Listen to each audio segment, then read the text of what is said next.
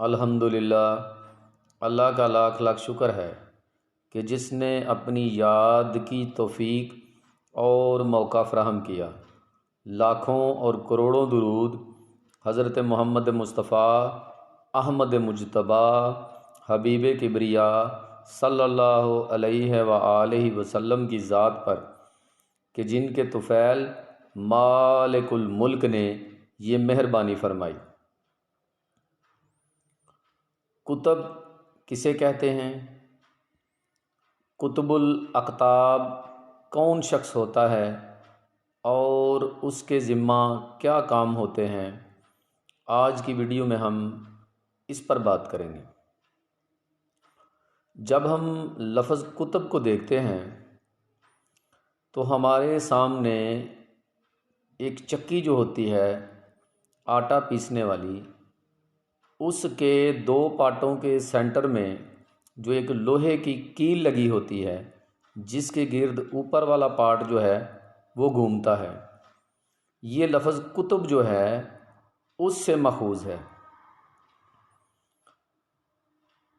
اس کا مطلب یہ ہے کہ کتب ایک ایسا شخص ہے، ایک ایسا ولی ہے جس کے گرد ساری دنیا جو ہے اس کا احوال گھومتا ہے۔ اس ساری دنیا کے انتظام و انصرام کا مالک، ولیوں کا سردار، اپنے زمانے کے ولیوں کا آقا کہہ لیں، کتب ہوتا ہے، اور اسے قطب الاقطاب بھی کہتے ہیں، قطب عالم بھی کہتے ہیں، اور قطب الارشاد بھی کہتے ہیں۔ مختلف نام ہیں اس کے۔ یہ اپنے دور کے تمام ولیوں کا سردار ہوتا ہے۔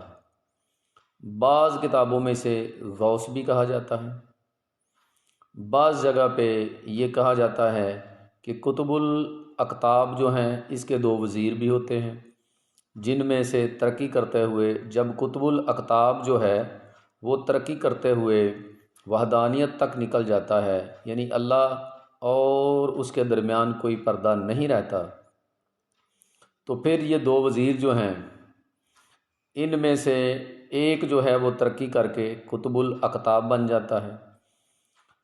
بہرحال قطب الاقطاب یا قطب عالم جو ہے وہ تمام ولیوں کا سردار ہوتا ہے اور اپنے دور اور زمانے کے تمام انتظام و انصرام اس کے ذمہ ہوتے ہیں۔ یہی ولیوں کا تقرر کرتا ہے، یہی ولایت کو سلب بھی کر لیتا ہے اگر کسی کی ضرورت پڑے، یہی ولیوں کا مختلف علاقوں میں تقرر کرتا ہے۔ اس راہ میں آنے والے نئے مسافر جو ہیں ان کی تعلیم و تربیت کا انتظام و انصرام یہی کرتا ہے۔ قطب الاقطاب ہی کچھ اولیاء اللہ کی ڈیوٹی لگاتا ہے کہ وہ نئے آنے والے یا اس راستے کے مسافر جو ہیں ان کی تربیت کرنا اور انہیں مولا کے قریب کرنا جو ہے وہ قطب الاقطاب ایسے اولیاء کی ڈیوٹی لگاتا ہے۔ دوسرے لفظوں میں آپ کہہ لیں کہ جتنے بھی امور ہیں دنیا کے وہ قطب الاقطاب ہی جو ہے ان کو سر انجام دیتا ہے، اور یہ ایک ایسا شخص ہوتا ہے جو ڈائریکٹ اللہ تعالیٰ کی ذات سے فیض حاصل کرتا ہے اور نبی کریم صلی اللہ علیہ وآلہ وسلم سے فیض حاصل کرتا ہے، نور محمدی سے فیض حاصل کرتا ہے، اور پھر اس سارے فیض کو پوری دنیا میں تقسیم کرتا ہے۔ قطب الاقطاب کے ذمہ ساری دنیا کو فیض تقسیم کرنا ہوتا ہے۔ یہ ایک ایسا شخص ہے کہ اگر اس کو درمیان میں سے ہٹا دیا جائے رب کی ذات اور دنیا کے درمیان سے ہٹا دیا جائے تو اس دنیا کے انتظام کو چلانا مشکل ہی نہیں ناممکن ہو جائے گا، اور یہ دنیا کا نظام درہم برہم ہو جائے گا۔ کتب عالم یا کتب ارشاد جو ہے وہ ولایت شمسی کا مالک ہوتا ہے۔ جس طرح سورج جو ہے وہ ساری دنیا کو روشنی دیتا ہے، اسی طرح کتب الاقطاب جو ہے وہ اللہ اور اس کے رسول صلی اللہ علیہ وآلہ وسلم سے فیض حاصل کر کے ساری دنیا میں فیض بانٹتا ہے۔ اور یہ جو شخص ہے یہ ولایت کے سب سے اعلیٰ مقام پر فائز ہوتا ہے، یہ سارے ولیوں کا سردار ہوتا ہے۔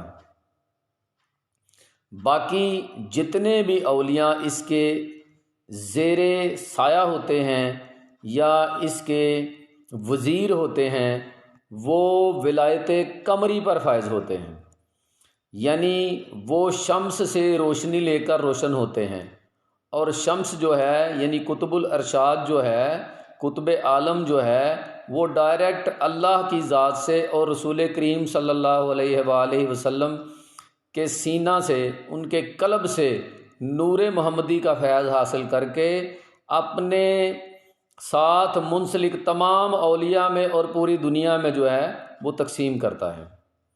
ساری دنیا کے چاروں کونے جو ہیں ان کا انتظام و انصرام جو ہے قطب الارشاد کے ذمہ ہوتا ہے۔ اکثر یہ کہا جاتا ہے کہ یہ دنیا کے کسی بڑے شہر میں اس نے اپنا ڈیرا جو ہے وہ بنایا ہوتا ہے، وہاں یہ رہتے ہیں اور وہیں سے یہ سارا انتظام جو ہے چلاتے ہیں۔ تو امید ہے آپ کو سمجھ آ گئی ہوگی کہ قطب الارشاد جو ہے وہ اپنے وقت کا سب سے بڑا ولی ہے۔ سارے ولی جو ہیں اس کے زیر دست ہوتے ہیں۔ قطب الارشاد قطب عالم جو ہے وہ ڈائریکٹ اللہ کی ذات سے فیض لیتا ہے اور پھر اس کو آگے تقسیم کرتا ہے۔ تو امید ہے دوبارہ میں یہی کہہ رہا ہوں کہ آپ کو انشاءاللہ سمجھ آ گئی ہوگی کہ قطب الاقطاب کیا ہیں، قطب الارشاد کیا ہیں اور کسے کہتے ہیں۔ اللہ تبارک و تعالی آپ پر اپنا فضل اور اپنا کرم فرمائے۔ وما علینا الا البلاغ المبین۔